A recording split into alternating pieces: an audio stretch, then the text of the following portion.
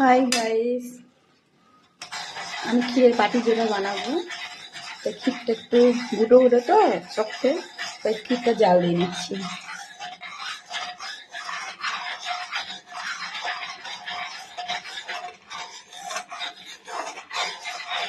ভালো করে নেড়ে নিচ্ছি, না নাড়লে পরে লেগে যাবে।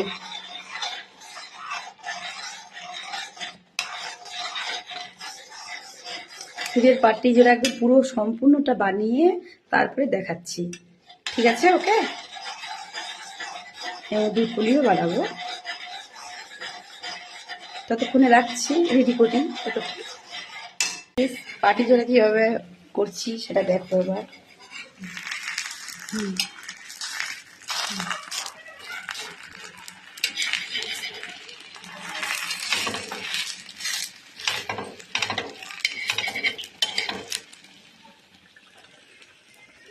এদিকে পাটি জোড়া আমি বানাচ্ছি, আর এদিকে আমার এক জেঠি তেলপিঠা বানাচ্ছে। এই যে কান দেখাচ্ছি, ভিডিও বানাচ্ছি।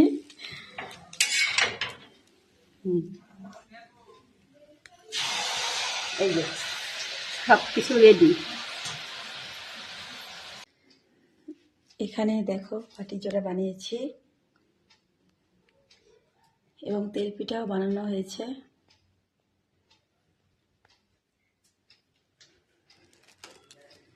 আর দুধ পিঠা বানিয়েছি, এই যে দুধ পিঠা বানানো হয়ে গেছে।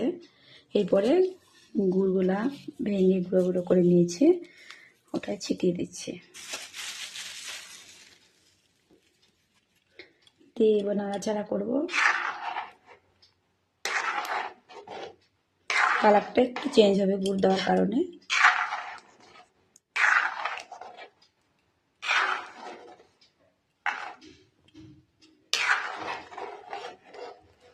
তো বন্ধুরা, কেমন হয়েছে,